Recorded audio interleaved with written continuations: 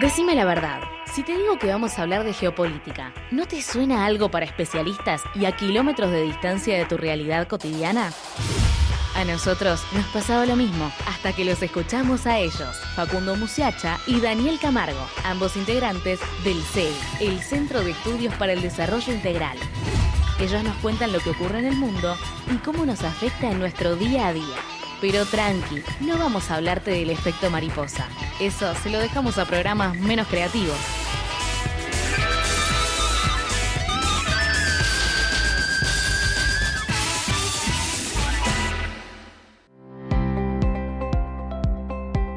Bueno, buenas tardes, seguimos. Vamos con el efecto mariposa. No, mentira, no, con el efecto mariposa. Tenemos acá, le damos la bienvenida nuevamente, la columna habitual de geopolítica, al amigo Daniel Camargo. Daniel, ¿cómo te va? Buenas tardes. Buenas tardes, Mario, ¿cómo estás? Buenas tardes, Toto. Hola, Dani. Muy bien. Muy bien. Daniel, contanos, ¿qué nos trajiste para hoy? Bueno, teníamos pensado con Facundo hablar un poco de China y la manera en la que nos pareció interesante proponerlo inicialmente es ver de qué manera se piensa desde Occidente a China, ¿no? Bien. Y habitualmente cuando estudiamos ciencias sociales o la gente que ha atravesado, digamos, este tipo de formaciones, se habla mucho del régimen político. Y suele decirse desde Occidente que China es un régimen autoritario, entendiendo que el acceso al poder y las reglas del funcionamiento del poder dependen, en este caso, de la estructura del Partido Comunista.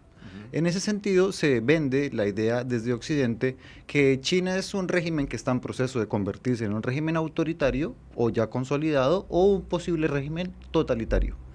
Realmente, desde la perspectiva china, esto no es así. Ellos tienen la cosmovisión de ser una civilización que ha atravesado por un proceso enorme, en donde realmente no existe el papel de la democracia, entendiéndola como una lógica en la cual se ha venido imponiendo desde una óptica, digamos que de disputa colonial. Hay que entender que el levantamiento Boxer y el levantamiento Taipei, en el caso chino, responden a la influencia occidental. En ese sentido, China ha logrado atravesar su proceso de conformación, entendiendo que realmente es Occidente el que ha cumplido un rol de invasor colonial, ¿no? Entonces tenemos dos cosmovisiones distintas. Por un lado, desde Occidente, la idea de que China es un régimen autoritario, y por otro lado, la idea de que Occidente ha sido un factor constitutivo para poder lograr llegar al desarrollo al cual China ha llegado en este momento. Bien. O sea, es tratar de meterse en la cabeza de la cultura china. Esto vas a traer hoy a la mesa. Sí, la idea es pensar de qué manera interactúa Occidente o interactuamos a través del diálogo habitual de los medios de comunicación y lo que se suele decir en las universidades, vendiendo esta idea de que China es un régimen autoritario, ¿no? De que ellos realmente ofrecen al mundo es la esclavitud. Bien, te interrumpo ahí y te comento. Martín estuvo viviendo en China. Martín, ¿vos tenés algo que decir respecto a esto? Sí, bueno, no sé nada comparado con Diego, pero sí te puedo dar mi experiencia como haber vivido 3 años y la perspectiva muy clara de que es otra mirada. Ellos, cuando yo le preguntaba lo mismo, cuando le hacía la misma pregunta a mis colegas, me decían que China era un gobierno unipartidario. Ellos lo definen así. Pero en ningún momento se siente ninguna especie de régimen ni nada en la vida cotidiana, ni mucho menos como lo quiere a veces hacer ver el Occidente, ¿no? O sea, buenísimo, porque entonces estás en sintonía con lo que está diciendo Daniel. Yo quisiera 100%, sí. yo quisiera hablar de un ejemplo muy particular, a mí que me interesa mucho la tecnología. Actualmente en China opera un sistema que se llama el crédito social. A ver, ¿cómo es eso? En China existen más o menos 600 millones de cámaras que están dotadas con un algoritmo de reconocimiento facial. Este algoritmo, dependiendo de cómo el comportamiento del usuario se desarrolle, lo puntea o lo descalifica. Es decir, supongamos que tiro la basura en un lugar inapropiado. En la calle están en las cámaras, son de la calle. Claro, esto es en el espacio público. Ok. En el espacio público. Entonces, supongamos que bebo alcohol más de la cuenta, tengo una gresca en la calle, tiro la basura en un horario que no corresponde, hablo mal del Partido Comunista. Son cámaras inteligentes que están programadas para saber eso. Están programadas con algoritmos de reconocimiento facial y reconocimiento emocional. Claro. Dependiendo de tu comportamiento, el crédito social te puntea. Si tienes un muy buen puntaje, vas a tener acceso a determinadas cosas. Si tienes muy mal puntaje, vas a estar restringido. Esto opera actualmente en China.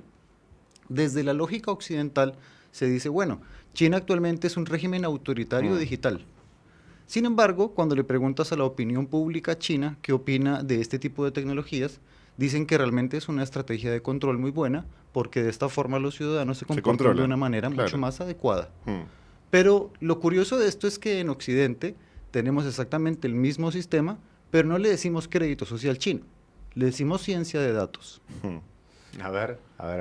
Acá también tenemos el sistema de extracción de datos constantemente. Claro. Sin embargo, que no está centralizado en el aparato del Estado, sino en diferentes empresas tecnológicas que utilizan esta información para elaborar algoritmos, que el objetivo de ellos no es puntuarte o premiarte o restarte, claro. Sino realmente entender cuál es tu comportamiento. Claro.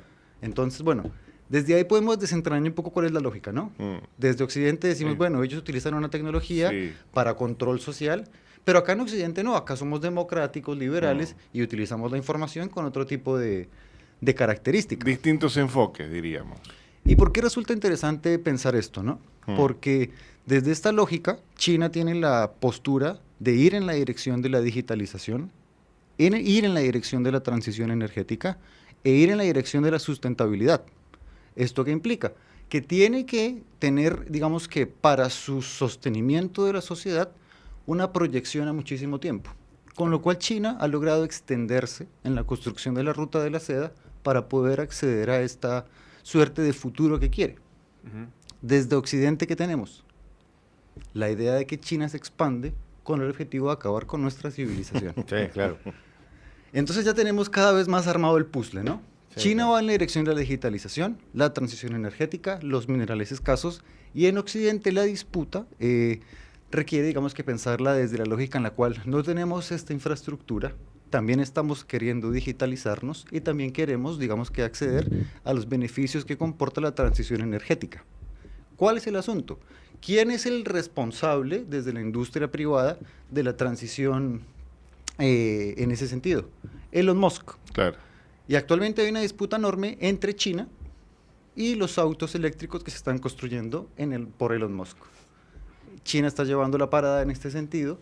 La industria tecnológica norteamericana no está llegando a abarcar lo que está abarcando la industria china, y estamos en un momento de geopolítica, digamos que muy particular, en donde es la tecnología lo que determina la relación entre China y los Estados Unidos. Acá también entra la parte del 5G. Pero por supuesto.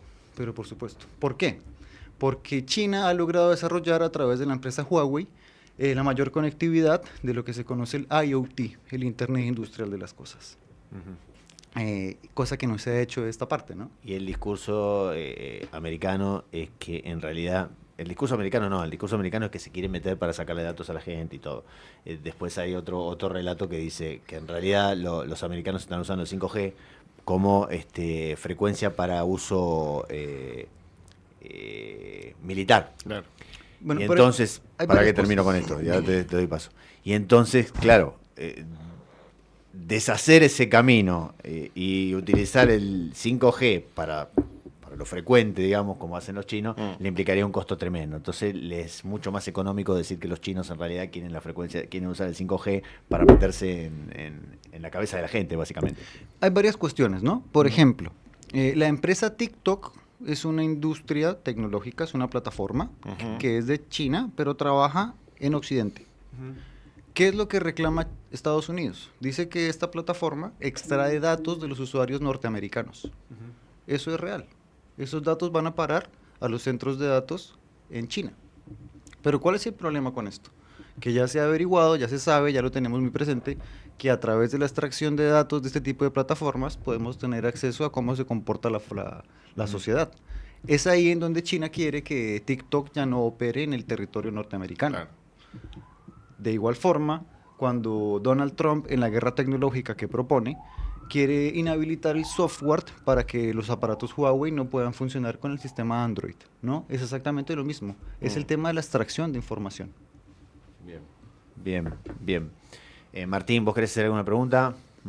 No, pero con respecto a lo que decía de TikTok, yo estaba en China cuando pasó, digamos, esto de que, no sé si están así, al menos es lo que se decían en los medios, que China tuvo que vender la plataforma TikTok a Estados Unidos para que Estados Unidos la pueda, digamos, expandir en su territorio con otras reglas, digamos. Y en China no se llama TikTok, se llama de otra manera. ¿Es así esto o es más o menos, o no es tan así? Sí, es así. De hecho, responde al gigante tecnológico que es Tencent, que de hecho el gran exponente de ellos es el gigante tecnológico Jack Ma.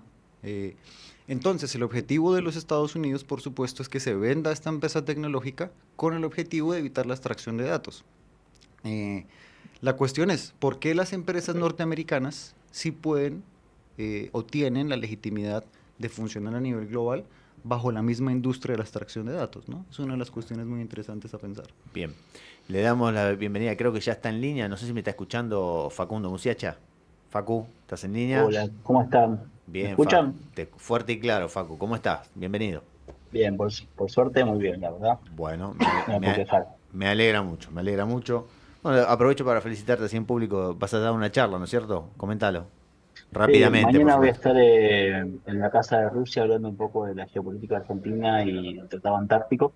Nos han invitado al CEDI a exponer un poco sobre eso. Nosotros venimos trabajando hace un tiempo con algunas publicaciones y algunas charlas sobre eso, debido a que el Tratado Antártico es la piedra angular en un punto de la geopolítica argentina. Entonces, para pensar un poco la cuestión a futuro y también ese tratado es como el primer ensayo de globalización que se da en el siglo XX. Muy Bueno, importante tenerlo en cuenta porque te sí. desafío a que en próximos programas nos traigas la charla esa, por lo menos, o lo que hablaste en esa charla, ¿qué te parece? Me parece una buena idea. La idea es hacer algunos programas con tópicos que sean específicos para poder tener tiempo de desarrollarlos y que sean de divulgación. Bien, bien. Hoy estábamos con China, contanos, ¿con qué te querés enganchar? ¿Está ahí mi amigo Dani por ahí? ¿Anda por ahí? Sí, claro, Dani Hola, ya Facu, empezó, ¿cómo ya se tiró en estás? el tema de cabeza. Bien. Bueno, con respecto, primero dos cuestiones importantes sobre China. Uno es que viene, ¿qué haces, Dani? ¿Cómo estás? Ahí está. Una potencia emergente que viene hace bastante tiempo dándole forma a la globalización, a una forma global de entender el comercio, la política y las relaciones internacionales.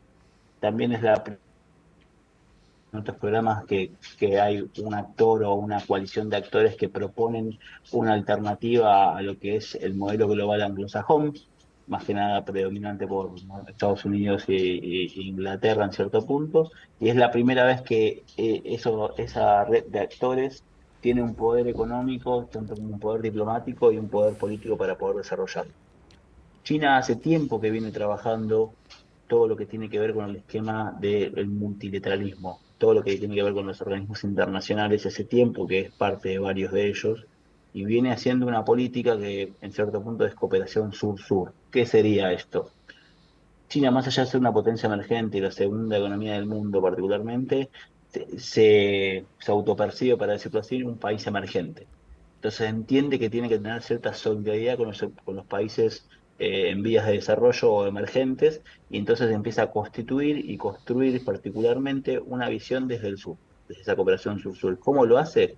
Primero mediante acuerdos diplomáticos y acuerdos comerciales para poder estimular el desarrollo de esos países, como también poder estimular su industria manufacturera. Esto es importante tenerlo en cuenta porque en la ONU cada país es un bono, esto no es a la ligera. China primero empieza su trabajo particularmente, después de la alianza que tiene con Estados Unidos a partir de los 70, empieza a trabajar todo lo que es la región del sudeste asiático para poder tener una cadena de valor, digamos, encadenada y que pueda, digamos, ser lo que nosotros conocemos como la factoría del mundo. Todos hace 20 años atrás decíamos Made in China, todo por 2 pesos. ¿Recuerdan eso? Sí, Sí, sí. totalmente. Y en esa situación me parece que es importante cambiar un poco la mirada que tenemos sobre China. Digo esto porque China no emergió porque sí, sino porque hizo todo un trayecto y un camino de construcción de redes y vínculos con esta cooperación sur-sur, que primero empieza con el sudeste asiático, después va con África, a suplir a los antiguos, si quieres llamarlos, imperialismos que había en su momento, o potencias occidentales que controlaban el África, pero con otra lógica, no una lógica de expansión, sino una lógica de complementación. Y empieza a trabajar toda la cuestión de infraestructura y toda la cuestión, digamos, tecnológica que le hace falta a este continente, y a partir de ahí genera alianzas muy importantes. Después ahí salta a América Latina. En América Latina, obviamente que es zona de influencia norteamericana, empieza primero como observador del Banco Interamericano de Desarrollo y empieza a trabajar un esquema que es el acercamiento por ahí en términos comerciales y en términos políticos. Eso es muy importante. Para China, hacer negocios o comerciar, primero tiene que haber una cuestión de confianza para poder realizarlo, a diferencia de la mirada occidental. Acá hago un paréntesis mínimo. China tiene otra mirada de las relaciones internacionales y de la constitución de amistades o de acuerdos de que se llaman asociaciones estratégicas integrales. Desde ahí empieza a trabajar con América Latina, principalmente con sus tres actores más importantes, Brasil y Argentina en Sudamérica, que ya tienen una relación de larga data, que es a partir del 70 en adelante, que es una política de Estado de los dos países, y empieza a constituir la complementación de esos países, y empieza a ir mediante acuerdos que van escalando de estatus, primero una relación bilateral comercial, digamos, de commodities, de, de bienes manufacturados, y después empieza a trabajar la cuestión política. ¿Por qué digo que esto es importante? Porque ahí empiezan a alinearse ciertas visiones del mundo con respecto al orden vigente y empieza digamos, a suplir la carencia de divisas de los países emergentes. ¿Se entiende hasta acá más o menos? Sí, sí, perfectamente, perfectamente. Daniel, ¿querés agregar Bien, algo? perfecto. Sí, me parece muy interesante que plantear que China, a medida que ha venido desarrollándose, no solamente ha venido desarrollando toda una red diplomática y de comercio impresionante, digamos que en materia de la historia del comercio internacional, sino que a su vez ha venido desarrollando infraestructura crítica en los lugares con los cuales comercia. Con lo cual estamos en una nueva dinámica de comercio en donde, a diferencia de la forma en la que se hizo el comercio internacional anglosajón, que hay que entenderlo, en la cual primero hubo una colonización, luego posteriormente se implementó un comercio a base de sangre y fuego, y a partir de ahí se implementó el sistema del desarrollo capitalista. En un momento más tardío, China llega a implementar un sistema de comercio con otro tipo de valores. Ujú. Y en ese tipo de valores está en esto del win-win, del ganar por ganar, de que ambos sectores que negocian con China salen beneficiados. Y en esto recalco la infraestructura crítica. Eso es fundamental al pensar China. Bien. Facu. Exactamente. Y pensar también que China tiene dos cuestiones muy importantes. Una es que se sigue considerando el imperio del centro.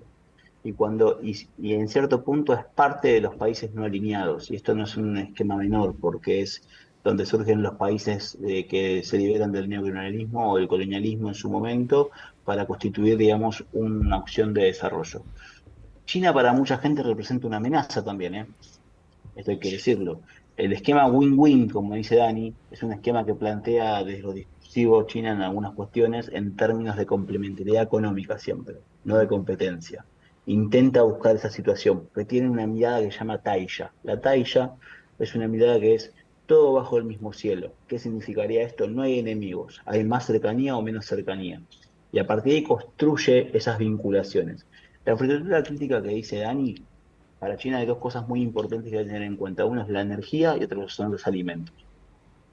Bien. Sin esa situación, sin ese desarrollo, es imposible tener una vinculación complementaria.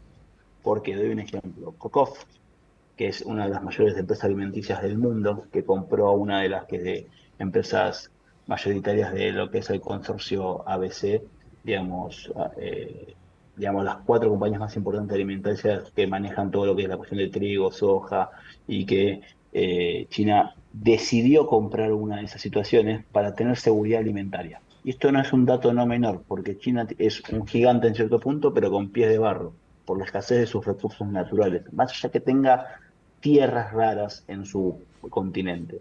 CONCACAF maneja casi el 35% del comercio mundial de alimentos. No es moco de pavo esto que estamos hablando. Y esto, particularmente en Sudamérica, cambió el mapa de la distribución de fuerzas de las empresas que comercializan a través del Mercosur, particularmente entre Brasil, Argentina, Uruguay y Paraguay. Esto hay que tenerlo en cuenta. Y asimismo, como los grandes acuerdos energéticos, uno de los primeros acercamientos que tuvo China a la región tiene que ver con acuerdos energéticos en términos de hidrocarburos. Bien. Eso lo empezó primero en la cuenca de con Venezuela, con Ecuador, después lo hizo con Brasil, en menor medida con Argentina. Bueno, acá se había vendido la empresa Bulgoroni a lo que es al consorcio, digamos, de la empresa china, que ahora se me fue el nombre, pero la próxima lo diremos. Esto hay que tenerlo en cuenta, y ahí el problema que más o menos hay que pensar, particularmente porque hay muchos autores y muchos periodistas y muchas usinas que plantean que es una nueva dependencia. Nosotros vivimos en un mundo de interdependencia muy complejo. Bien. La cuestión no es lo que hace China, la cuestión es lo que hacemos nosotros con China, o lo que hace la región con China. Si vos te dedicas solamente a tener un ciclo de superávit comercial por commodities altos y no generás ningún valor agregado a esos commodities, en vez de vender aceite, vendes el poroto, en vez de vender, digamos, cuestiones con valor agregado, vendes cosas, digamos, sin valor agregado, siempre vas a tener una cuestión de dependencia, de déficit, de centro y periferia. Sí. Hay una Intercambio, oportunidad, intercambio sí. no ventajoso, digamos. Ventajoso al principio, hablo específicamente ahora de la economía argentina por la escasez de divisas que hay, la escasez de Claro, dólares. claro. Entonces, una cuestión que te reemplazaba a viejos compradores funciona, pero si vos no tenés una estrategia de desarrollo e inserción sobre eso, te doy un ejemplo muy tonto. Eh, a veces hay pedidos de China con respecto a ciertos productos argentinos. Una ciudad china es como si fuera un país, porque son casi 1.400 millones de tipos, más o menos, si no estoy equivocado. Sí. Entonces, en esa situación, tiene que ver con la escasez de desarrollo del sector privado argentino y la articulación del Estado, ¿no? Ahí hay ciertas carencias que nosotros tenemos que ver y qué vamos a hacer con esta oportunidad que sigue siendo China, más allá de los berrinches que vemos de los gobiernos de turno, ¿no? Ahí, Te doy ahí un te, ejemplo. ahí La te, ahí, Argentina tiene... Sí. bueno, da el ejemplo y ahí después te tengo que cortar por una cuestión de tiempo y me gustaría que sí el próximo programa, bueno, me imagino que lo tendrán previsto, pero me gustaría que se nos abre a nosotros en la cercanía de China, ¿sí? Contame, Sí, cerrá el sí, concepto. por supuesto. Primero, ¿se me escucha? Sí, sí, Sí. perfecto, perfecto. Sí.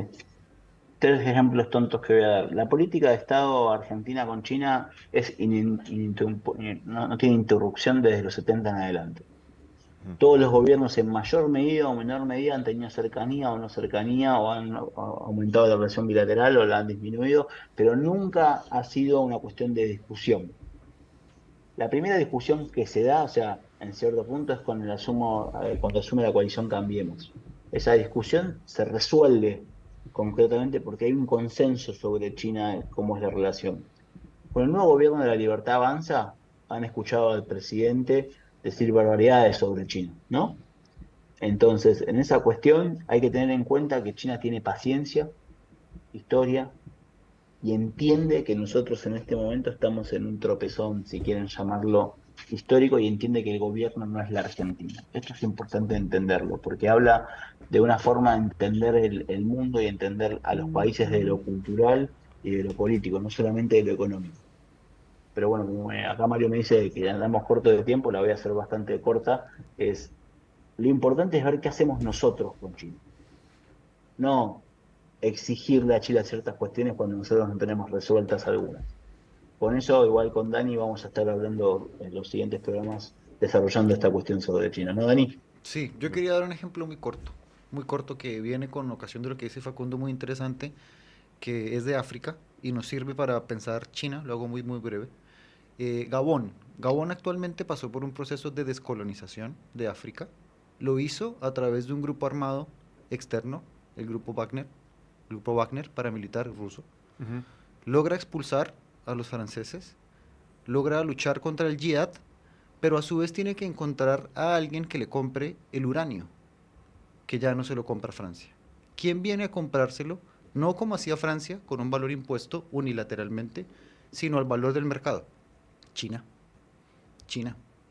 Entonces lo que dice Facundo, en este ejemplo queda muy bien marcado, es ¿quién llega a cumplir o a satisfacer el rol de un emporio económico que está en la capacidad de invertir y de proponerme dinámicas alternas al mundo occidental? China. Y el ejemplo es muy claro en el África del Sahel.